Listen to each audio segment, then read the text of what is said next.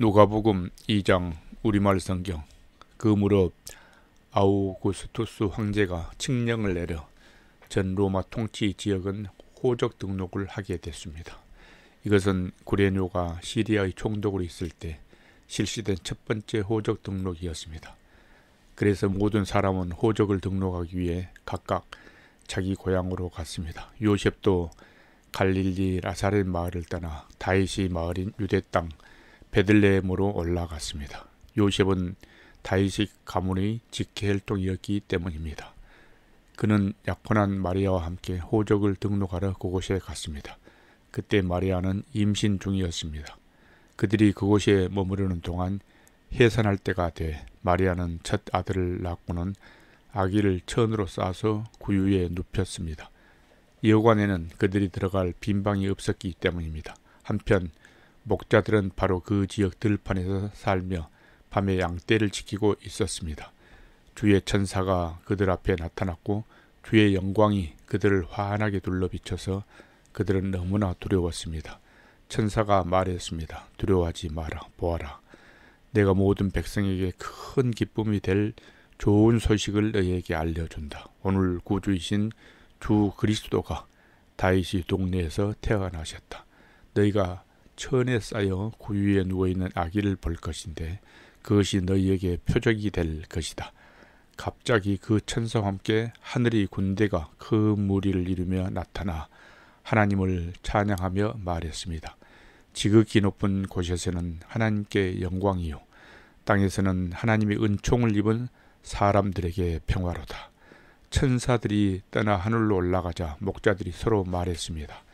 베들레헴으로 가서 주께서 우리에게 말씀하신 이 일이 정말 일어났는지 보자. 그래서 그들은 서둘러 가서 마리아와 요셉과 아기를 찾아냈습니다. 과연 아기는 구유에 누워 있었습니다.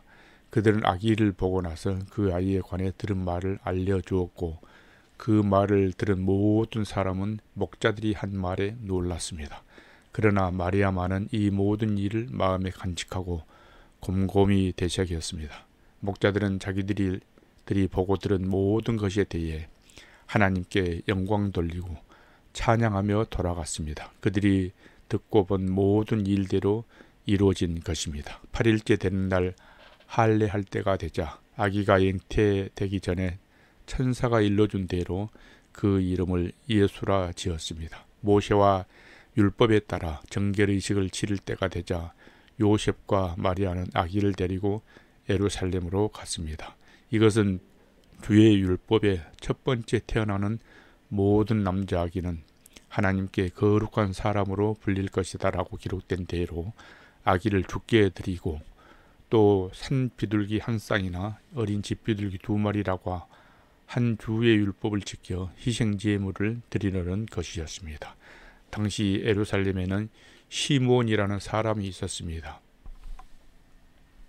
이 사람은 의롭고 경건한 사람으로 하나님께서 이스라엘을 이루하실 날을 손꼽아 기다리고 있었습니다. 그리고 성령께서 시므온에게 머물러 계셨습니다. 그에게 주의 그리스도를 보기 전에는 죽지 않으리라는 성령의 계시가 있었습니다.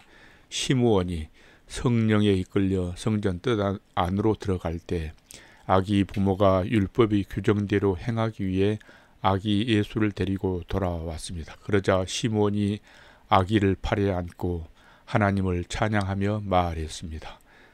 다스리시는 주여, 이제 주께서는 주의 종이 평안히 가게 해 주십니다. 제 두 눈으로 주의 구원을 보았습니다.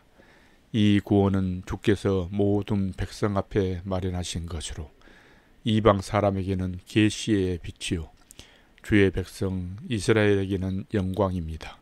아기 아버지와 어머니는 아기에 대한 이 말에 무척 놀랐습니다. 그러자 시므온은 그들을 축복하고 그 어머니 마리아에게 말했습니다. 보십시오. 이 아기는 이스라엘 가운데 많은 사람을 넘어지게 하고 일어서게도 할 것이며 비난받는 표적이 되기 위해 세우심을 받았습니다. 칼이 당신의 마음도 찌를 것입니다. 그래서 이제 많은 사람의 마음속 생각이 드러나게 될 것입니다. 또 아셀 지파의 비누엘의 딸인 안나라는 여자 예언자도 있었습니다. 안나는 나이가 많았는데 결혼해서 남편과 7년 동안 살다가 그 후 84세가 되도록 과부로 지냈습니다. 안나는 성전을 떠나지 않고 밤낮으로 금식하고 기도하면서 하나님을 섬겼습니다. 바로 그때 안나가 그들에게 다가와 하나님께 감사하고 예루살렘의 구원을 간절히 고대하는 모든 사람에게 그 아기에 대해 이야기했습니다. 요셉과 마리아는 주의 율법에 따라 모든 일을 마치고 난 뒤 갈릴리에 있는 자기 마을 나사렛으로 돌아왔습니다. 아이는 점점 자라가며 강해지고 지혜가 충만했으며 하나님의 은혜가 그 위에 있었습니다. 해마다 6월절이 되면 예수의 부모는 예루살렘으로 갔습니다. 예수께서 12살이 되던 해에도 그들은 관례에 따라 절기를 지키려 예루살렘에 올라갔습니다. 기간이 끝나 그 부모는 집으로 돌아가는 길이었는데 소년 예수는 예루살렘에 남아 있었습니다. 그러나 부모는 이 사실을 알지 못했습니다. 그들은 예수가 일행 속에 있으리라 생각하고 하룻길을 가다가 그제야 친척들과 친구들 사이에서 예수를 찾기 시작했습니다. 그러나 찾지 못하자 그들은 예루살렘으로 돌아가서 예수를 찾았습니다. 3일이 지나서야 그들은 성전 뜰에서 예수를 찾게 됐습니다.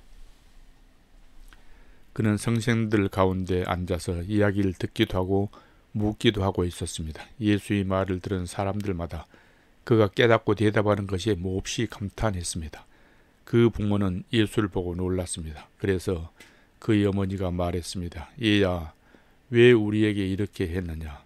내 아버지와 내가 얼마나 걱정하며 찾았는지 모른다. 그러자 예수가 말했습니다. 왜 나를 찾으셨습니까? 내가 마땅히 내 아버지의 집에 있어야 할 줄 모르셨습니까? 그러나 그들은 예수가 하는 말을 깨닫지 못했습니다.